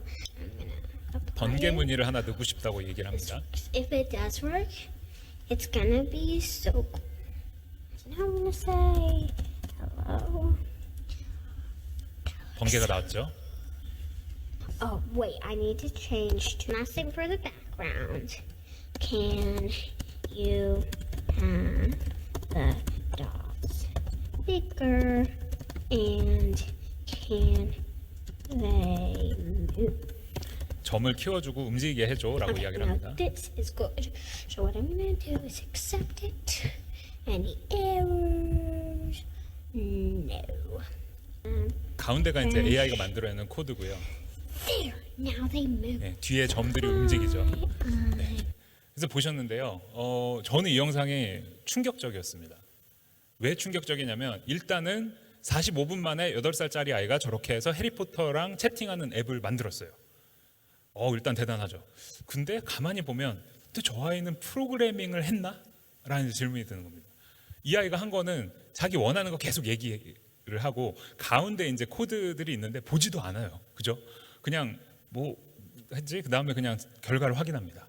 그래서 잘 되면 넘어가고 안 되면 다시 하라 그래요. 근데 이게 좀 표현이 그렇지만 뭐 같냐면 그 꼰대 팀장 같습니다. 일 시켜 놓은 다음에 확인 대충 하고 괜찮으면 넘어가고 아니면 다시 해요라고 하는 거죠. 근데 이제 이게 근데 프로그래밍을 이 아이가 안다고 할 수 있는가? 이 아이는 프로그래머인가? 배웠는가? 근데 결과는 또 낸다라는 거죠. 그러니까 이런 것들이 굉장히 좀 복잡한 생각을 들게 하는데요. 근데 이제 이런 세대가 오고 있습니다. AI 네이티브 세대인 거죠. 그리고 이제 카이스트에서 저도 이제 학생들을 가르치지만 이제 입학하는 학생들은 AI 없이 프로그래밍을 해본 적이 없는 학생들이 이제는 입학을 하고 배우고 있습니다. 이제 여러분 회사에 개발자로 들어올 또 아니면 신입으로 들어올 분들이 이제는 AI 없이 업무를 해본 적이 없는 세대가 이제 진입을 하고 있어요. 그래서 이제 그런 사람들을 그러면 우리는 어떻게 조직에서 받아들이고 성장할 수 있도록 해줘야 하는가? 근데 답은 제가 아무리 생각을 해봐도 의외로 더 기초로 돌아가는 것에 있는 것 같습니다. 어떤 역량이 필요하냐? AI를 잘 알고 그런 것도 중요하겠죠, 물론. 근데 이미 잘 알고 있습니다. 8살짜리 아이는 AI를 어떻게 부려야 내가 원하는 결과를 내는지 우리가 이렇게 모여서 지금 이렇게 막 복잡하게 고민을 하는 것보다 체감을 하면서 이미 알고 있어요. 그래서 중요한 건 뭐냐면 업무 구조를 파악하고 설계를 할 수 있는 역량, 그리고 그거를 제대로 지시할 수 있는 커뮤니케이션 스킬, 이런 것들이 오히려 더 이제 중요해지는 것이죠. AI 시대에. 그래서 이제 AI 시대 그럼 인간의 역할이 어떻게 달라지는가 봤을 때 많은 전문가들이 어떤 이야기를 하냐면요. 우리가 이제 어떤 그 일을 할 때 보통은 그 준비 작업, 그죠? 입력에 들어가는 뭔가를 하죠. 기획을 하고 설계를 하고 지시를 하고 그다음에 실제 일을 합니다. 그리고 그게 결과가 나오고 나면 검증을 하고 소통을 하죠. 근데 이제 많은 전문가들이 무슨 얘기를 하냐면 인간은 점점 더 양 끝단의 일로 몰려갈 것이다. 가운데 실제 일은 AI가 거의 하게 될 것이다. 라는 이야기를 합니다. 결국 리더나 팀장들이 하는 일이에요. 그죠? 그리고 실제 이제 일을 하는 건 AI가 점점 한다라는 것이죠.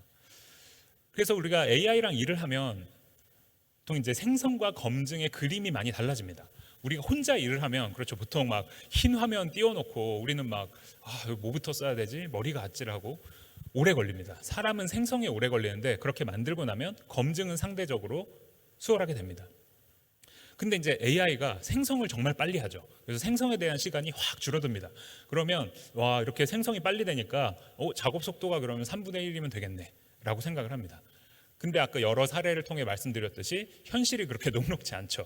현실은 뭐냐면 AI가 만들었는데 이 검증이 자세히 보다 보니까 뭔가 이상한 거예요. 90%는 괜찮은데 10%가 뭔가 이상하면 결국에 막 뜯어 고치고 처음부터 다시 하고. 그리고 진짜 현실은 뭐냐면 생성을 한 다음에 검증을 했더니 마음에 안 들어서 다시 시키고 확인하고 다시 시키고 정신을 차리고 보니 처음보다 더 오래 걸리는 거죠. 그러니까 이제 이런 그 검증 체계를 어떻게 갖추느냐에 따라서 AI를 우리가 활용하는 정도도 그다음에 활용하는 어떤 퀄리티도 굉장히 영향을 받을 수밖에 없습니다. 그래서 이제 검증 역량이 중요한 거죠. 아까 말씀드린 이런 케이스처럼 AI는 우리도 예상하지 못한 쪽에서 이제 이런 실수들을 하기 때문인데요. 그렇기 때문에 이런 다양한 검증 전략을 조직적으로 갖추실 필요가 있습니다. 저는 그래서 AI의 어떤 활용 역량 이런 거보다 조직들한테 이제 가장 먼저 드리는 조언은 검증 체계를 갖추세요입니다. 검증 체계를 갖추면요, 나머지가 따라오게 돼 있습니다. 예를 들어 아까 말씀드린 것처럼 AI 결과물 나오면 사람 한 명이 무조건 확인하는 절차를 넣는 아까 글로벌 기업의 사례, 이런 것들이 검증 체계를 갖추는 거거든요. 그러면 AI랑 일하는 프로세스가 알아서 맞춰지게 돼 있습니다. 그리고 이제 여러 가지 이제 다양한 팁들도 여러분들이 참고를 하실 수가 있을 거고요. 두 번째는 소통입니다. 우리가 이제 어떤 식으로 AI를 쓰는 그 구성원들을 원하는가. 예를 들어 우리 팀 신입이 그래서 온라인 오프라인 통합 마케팅 보고서 써줘. 이렇게 이제 챗GPT를 쓰는 신입이 들어왔다. 라고 하면 저는 조금 아쉬울 것 같습니다. 그럼 이제 그래도 프롬프트에 이렇게 좀 원하는 걸 제대로 지시할 수 있고 구체적으로 지시하는 게 중요할 수 있겠죠. 그래서 이런 팀원이 훨씬 낫지라고 생각을 하는데 저쪽 팀원은 에이전트로 팀을 구성해서 시장조사 에이전트 돌리고 고객 분석 에이전트 돌린 다음에 전략기획 에이전트 돌리고 작성에 특화된 에이전트랑 해서 방안 수립하는 에이전트랑 해서 팀으로 작업을 해서 결과를 가져온다는 거죠. 그러면 이제 여기서 생각해 볼 수 있는 어떤 생산성의 차이나 이런 것들이 생각보다 굉장히 클 수 있습니다. 그래서 이런 효과적으로 AI와 소통하는 역량이 굉장히 중요해진다라는 말씀을 드리고요. 그래서 이제 현업에 우리가 AI를 적용할 때 보통 거치는 절차들과 질문들이 비슷합니다. 시작은 많은 조직에서 이렇게 합니다. 어떻게 전체를 자동화할까? 근데 이렇게 하다 보면 근데 왜 전체를 해야 되는가? 좀 근본적인 질문을 하게 되죠. 그러다 보면 아닌 이유들이 나옵니다. 왜 전체를 자동화하지 않아야 하는가?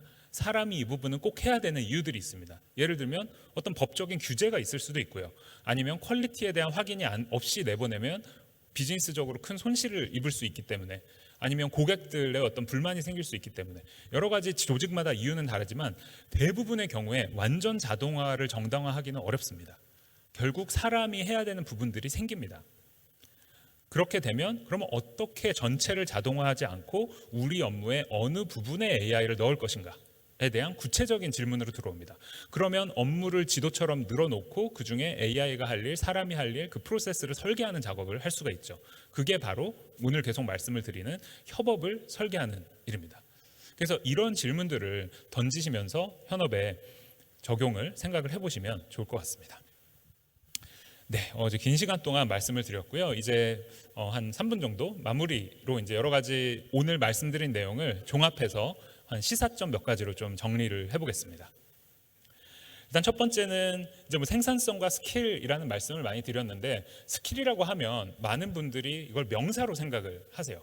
그리고 최근에 이제 뭐 HR 솔루션 중에도 이런 막 스킬 기반의 이런 솔루션들도 많이 나오는데, 많은 솔루션들이 저는 좀 이제 아쉽다고 생각하는 것이 사람을 약간 이렇게 해시태그를 붙이듯이 이 사람은 뭐 데이터 분석할 수 있고 이 사람은 프로젝트 관리 잘하고 이런 식으로 해서 뭐 데이터 분석 업무가 있으면 이 사람을 넣으면 돼라는 식으로 좀 단편적으로 생각을 하도록 합니다.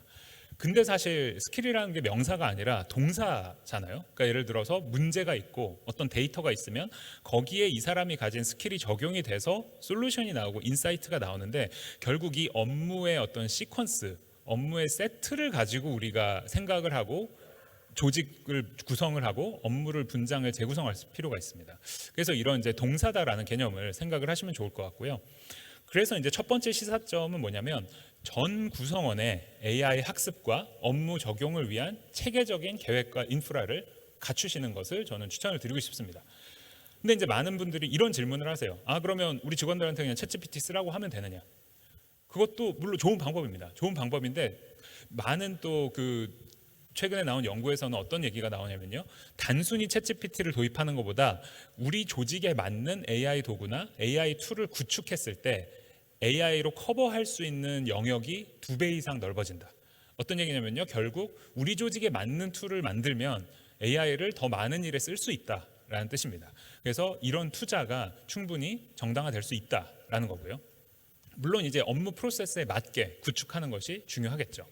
그리고 이 LLM이 이제 롤플레이에 강하기 때문에 이런 특성을 잘 활용한다든가, 또 리터러시, 아까 말씀드린 뭐 프롬프팅은 기본 소양이고 뭐 멀티 에이전트를 사용한다든가 검증 체계를 잘 갖추는 이런 부분들이 중요합니다.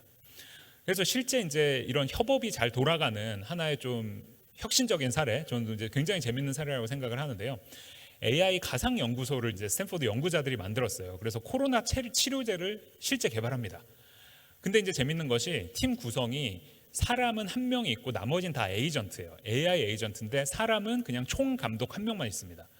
총 감독 한 명만 있고 에이전트로 팀을 구성해서 에이전트들이 팀 미팅도 하고 개별 미팅도 하고 사람이 중간중간 이제 개입하면서 가이드를 줍니다. 그래서 AI가 중심이 되는 협업팀의 구성을 하고, 아까 말씀드린 것처럼 사람은 가이드하고 검증하는 역할에 집중을 하고 에이전트가 실제 오퍼레이션들을 다 하는 거죠. 그렇게 해서 실제 코로나 치료제가 개발이 되더라라는 사례가 최근에 있고요. 그래서 이런 게 조직의 하나의 또 모습이 될 수도 있을 것 같습니다. 그리고 두 번째로는 조직 차원의 AI의 영향과 가능성에 대한 체계적인 분석을 하시면 좋겠습니다. 아까 말씀드린 그런 직군과 직급에 맞추어서 AI에 대한 영향을 체계적으로 보시는 것, 아니면 우리 조직 중에 어떤 조직이 지금 AI 노출이 가장 크고 가장 우선적으로 뭐를 해야 할 것인가, 아니면 업무에 AI를 도입을 한다고 할 때 어떤 업무에 우선적으로 도입을 하고 어떤 업무에는 의도적으로 AI 도입을 조금은 늦출 것인가, 이런 전략적인 판단을 하셔야 되고, 그게 되려면 분석이 일단은 필요합니다. 사이언스지에 나온 굉장히 이제 재밌는 논문인데요. 아까 오늘 말씀드린 그 GPT, 경제학의 GPT와 챗 GPT의 GPT가 같이 들어 있습니다. GPT는 GPT다. 그죠? AI는 범용 기술이다. 라는 거죠. 그러면서 이 노동시장의 영향을 분석한 논문인데, 아까 이제 말씀드렸던 것처럼 그 중상의 어떤 그 연봉을 받는 분들의 AI 노출이 가장 큽니다. 다르게 얘기하면 중간 관리자나 조금 시니어 분들이 AI에 의해서 업무가 가장 많이 대체될 위기에 어떻게 보면 놓여 있다라는 것이죠. 그리고 더 넘어가면 여기 계신 좀 많은 CEO 분들이나 이런 분들은 상대적으로 조금 더 안전하긴 합니다. 왜냐면 이제 워낙 불확실성이 높고 다양한 정보들을 취합해서 해야 되고 하는 그런 판단들이 많다 보니까 갈수록 조금 내려가고요. 근데 오히려 되게 저임금 쪽에서는 또 이게 아직은 느린 거죠. 특히 이제 물리적인 작업을 하는 거라든가 이런 부분에서는 아직 AI가 못하는 부분이 많습니다. 근데 이제 우리 조직 안에서 이런 지도를 가지고 있어야 된다라는 말씀을 드리는 거고요. 그다음에 마지막으로는 결국 이제 AI 이야기를 아무리 하고 생성형 AI 조직 이야기를 해도 결국 그 핵심은 데이터입니다. 그래서 많은 조직들이 이제 이런 그 아마 뭐 AI 프로젝트 많이 하시겠지만, 그럼 이제 꼭 이런 얘기들이 나옵니다. 그래서 데이터가 많이 있느냐, 준비된 데이터가 있느냐, 그러면 많은 회사들이 우리 지금 데이터 엄청나게 있다 이야기들을 하십니다. 근데 들어가 보면 AI가 쓸 수 없는 데이터가 너무 많아요. 한글 파일 속에 막 숨겨져 있고, 업무를 다 전화로 하기 때문에 데이터로 기록이 남지 않고, 이런 것들이 많아서 결국에는 데이터의 어떤 그 인프라, 데이터의 통로를 만드는 게 굉장히 중요합니다. 어떤 뭐 기술적인 뭐를 쓴다는 포인트라기보다는 데이터의 어떤 거버넌스나 체계가 굉장히 중요한데요. 예를 들면 이제 넷플릭스가 대표적인 사례죠. 사용자들이 어떤 콘텐츠를 보고 하는 모든 이 것들이 이제 데이터로 트래킹이 되고, 그걸 가지고 또 콘텐츠에 대해서 그 넷플릭스의 내부 인력 중에 많은 인력들이 뭐를 하냐면 콘텐츠에 굉장히 디테일한 태깅을 합니다. 예를 들어서 뭐 K-pop 디몬 헌터스가 있다. 그러면 거기에 달려 있는 태그는 단순히 어떤 뭐 애니메이션이다 이런 수준이 아니라 굉장히 디테일한 태그들을 많이 달아놓습니다.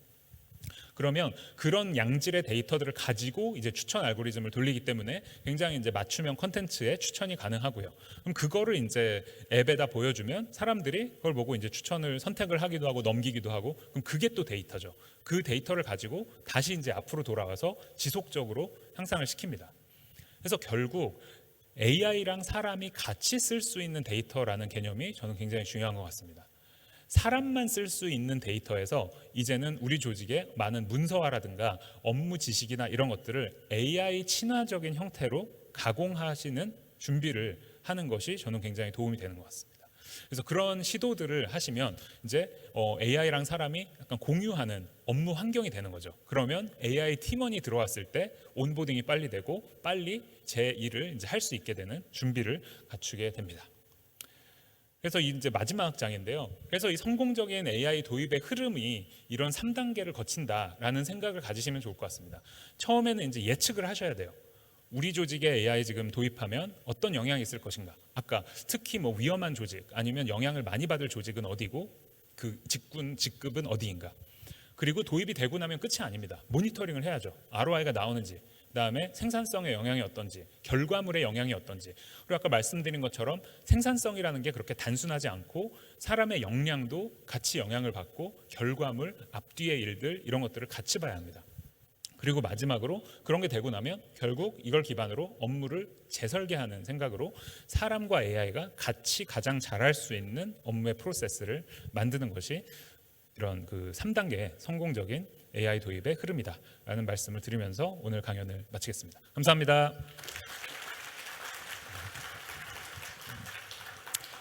예, 교수님 감사합니다. 정확하게 50분에 딱 맞춰주셨네요. 감사드리고 오늘 강의를 들으면서 문득 든 생각이 데카르트가 한 유명한 얘기가 있죠. 나는 생각한다 고로 존재한다. 이 말이 이제는 나는 선택한다 고로 존재한다라는 말로 바뀌어야 되지 않을까라는 생각을 해보고요. 혹시 질문 있으시면 손 들어. 예.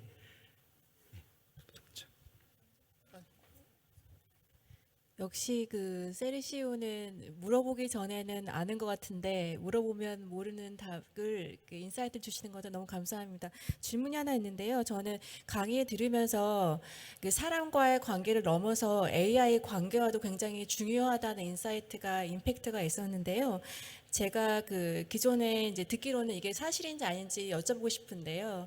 챗GPT에서 뭔가 좋은 답을 얻으려면 기존에 우리가 명령형으로 질문을 많이 하잖아. 이렇게 해줘.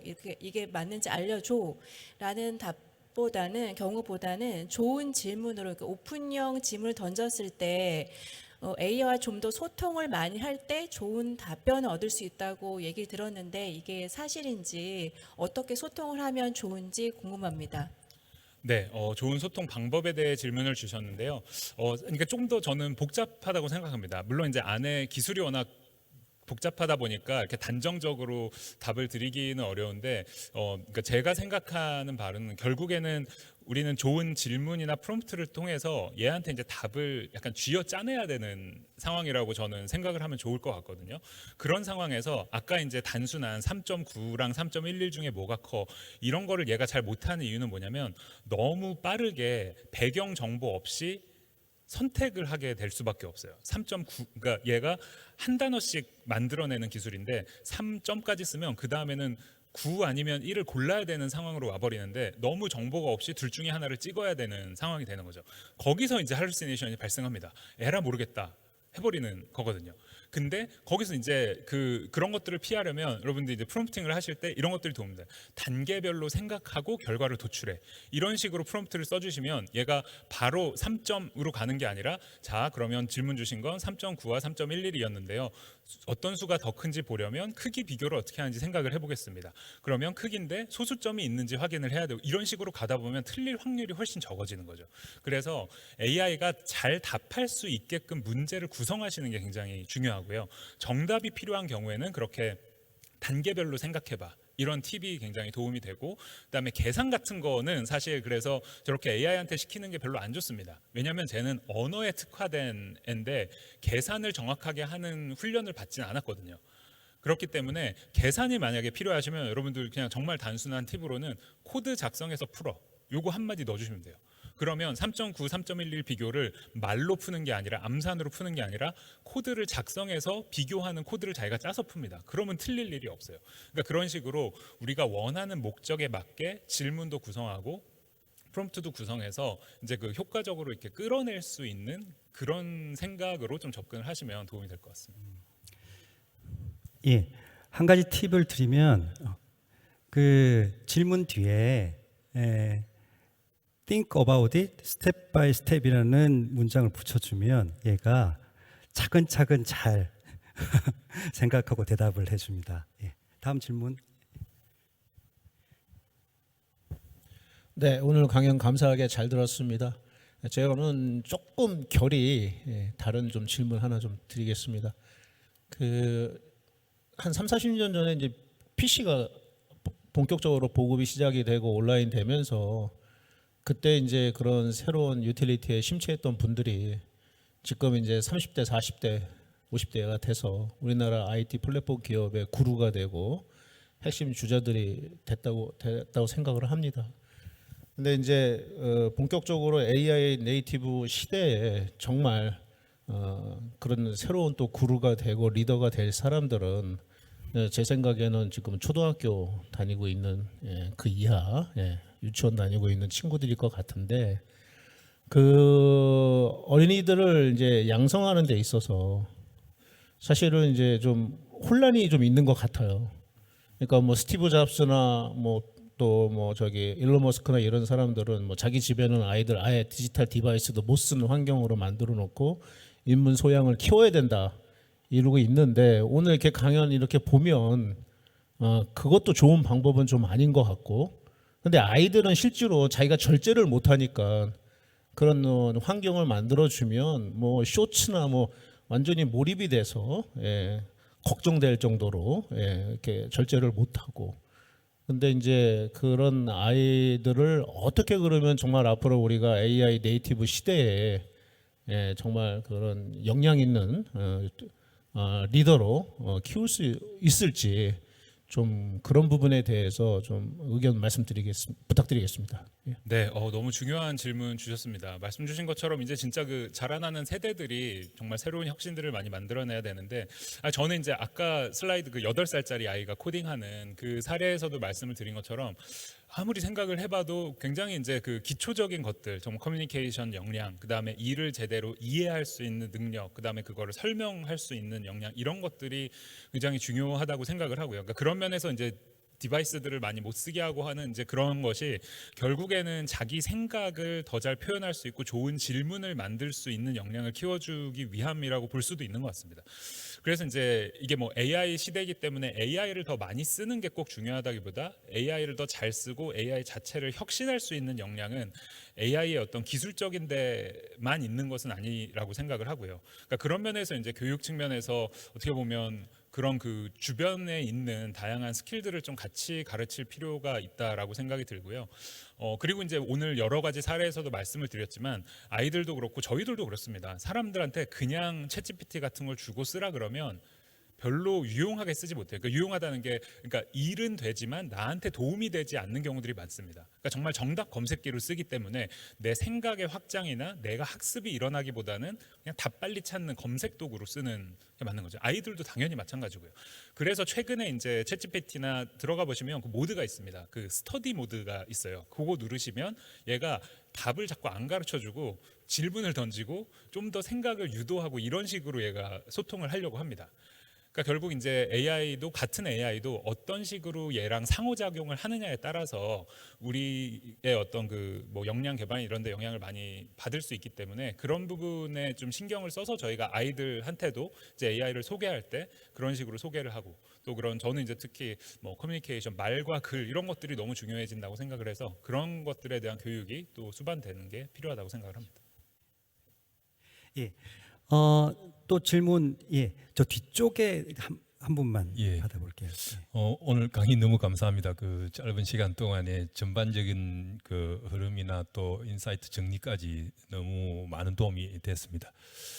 이제 기업 현장에서 이제 AI를 활용해서 많은 분석이나 또 자료를 결과물을 뽑아내기 위해서 이제 일을 할 때 회사 내 자료를 이렇게 이 AI의 클라우드에 업로드를 할 수밖에 없거든요. 해서 이거를 뭐 분석을 해줘, 데이터를 만들어줘, 어떤 여기서 인사이트를 가질 수 있니, 뭐 이런 작업들을 하게 되는데, 그럼 기업 내 자료들이 이 AI의 클라우드로 올라가는 그런 어떤 내부 데이터의 외부 유출에 좀 걱정이 많이 있을 수가 있거든요.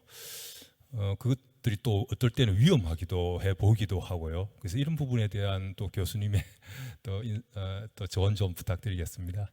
네, 너무 좋은 질문 감사드립니다. 현업에서 거의 가장 많이 하시는 질문 중에 하나입니다. 그래서 이런 최신 모델들 우리도 쓰고 싶게 하고 한데 보안 걱정 때문에 안 된다. 그래서 뭐 내부적으로 구축한 LLM을 하는데 그럼 또 직원들은 이거랑 지금 챗GPT랑 차이가 너무 심해가지고 이거 어디다 쓴 이런 이제 이야기들도 많이 하시는데요. 그럼 몇 가지 답이 있는 것 같습니다. 일단 그렇게 내부적으로 이제 그 온프레미스라고 보통 하는 그러니까 내부적으로 망을 구축해서 거기에 이제 AI를 탑재하는 방법이 어떻게 보면 가장 안전한 방법이기는 하고요.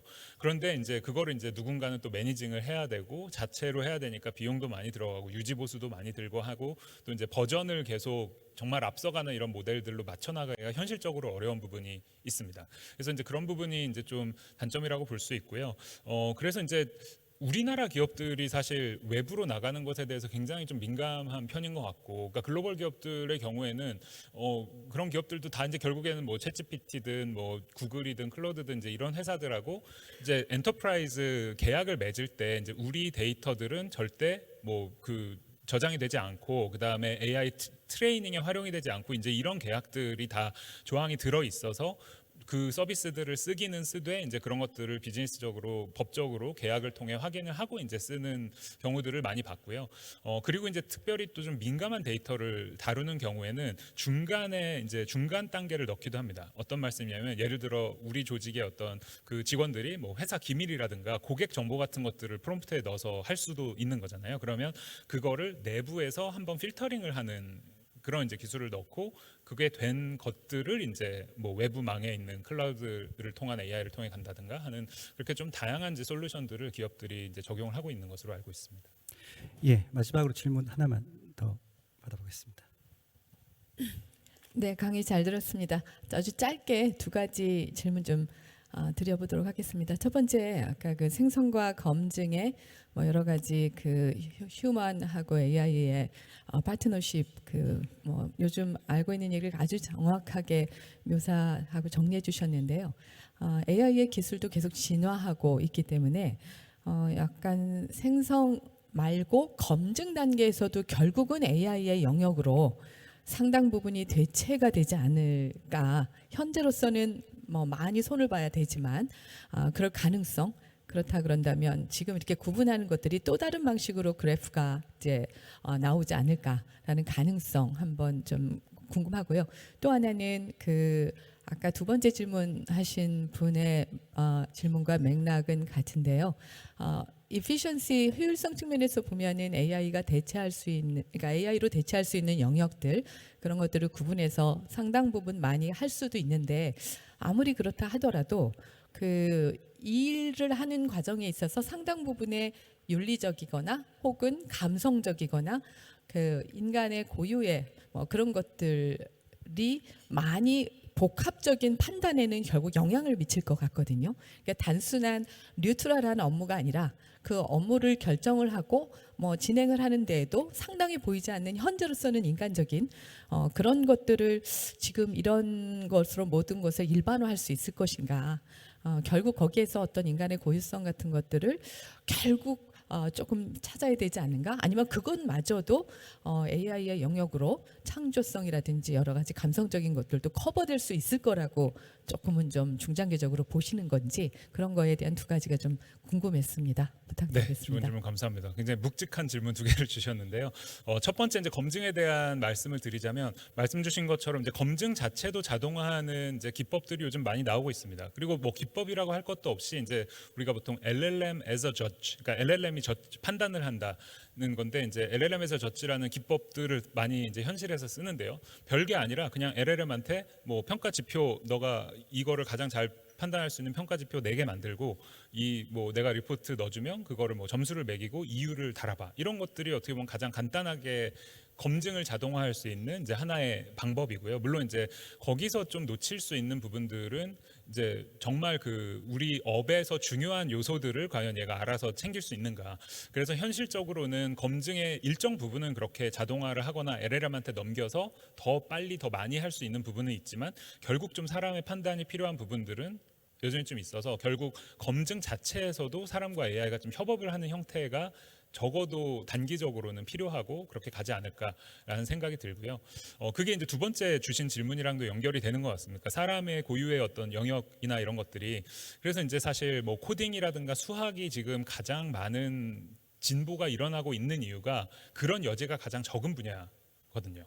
그냥 과정을 보고 답을 보면 맞췄는지 아닌지를 판단할 수 있는데, 어떤 뭐 소설을 쓴다거나 철학 에세이를 쓴다든가 이런 것들은 판단이 굉장히 어렵고 지표를 객관화하기가 쉽지가 않습니다. 그래서 이제 좀 어려운 부분이 있는데, 근데 이제 이게 또 기술적으로 그런 것들을 깨기 위해 많은 일들이 사실 요즘 또 일어나고 있어서 저는 요즘에 어떤 전망도 자제하고 있습니다. 이게 또 이제 박제가 되고 이러다.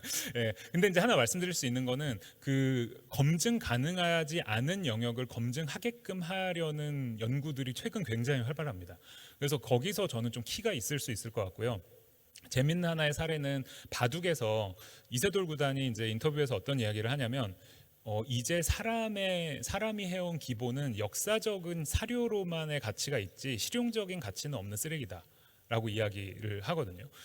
그리고 나서는 이제 알파고가 나오고 알파고 제로가 나와서, 알파고 제로는 사람의 기보를 통해 학습한 게 아니라 자기끼리 해서 학습을 한 애가 나와서 기존 알파고를 압도하는 게 되는데, 저는 이게 다른 영역에서 비슷하게 나올 수도 있지 않을까 생각이 듭니다. 그게 이제 검증이 안 되는 영역에서도 AI가 AI랑 계속 연습을 하면서 길들을 찾아 나가는 그런 것들이 있을 수도 있고, 근데 이제 그럼에도 불구하고 이제 사람이랑 같이 해가면서 해야 되는 어떤 당위성이 변하지는 않는 것 같은데요. 근데 기술적으로는 어쨌든 이제 그런 부분도 계속 지금 이제 탐색이 일어나고 있다 정도의 말씀을 드릴 수 있을 것 같습니다. 예, 감사합니다. 오늘 김주호 교수님 모시고 AI가 바꾸는 조직과 HR의 미래에 대해서 분석하고 전망을 해봤는데요. 다른 포럼 할 때도 이렇게 질문을 많이 해주셨으면 정말 감사 말씀드리고, 아직 그 질문을 이 남아 있는 것 같은데요. 끝나고 개인적으로 해주시면 정말 감사하겠고요. 오늘 강의에서 들으셨던 여러 사례에서 보셨던 것처럼 협업 프로세스, 이 협업 프로세스를 잘 설계하셔서 지금 현재 회사 규모나 역량을 훨씬 뛰어넘는 그런 엄청난 성과를 얻으셨으면 좋겠다라는 말씀을 드리면서 오늘 포럼 마무리하고요. 마지막으로 오늘 소개해 주신 김주호 교수님께 큰 박수 부탁드리면서 감사합니다. 감사합니다. 안녕히 들어가십시오.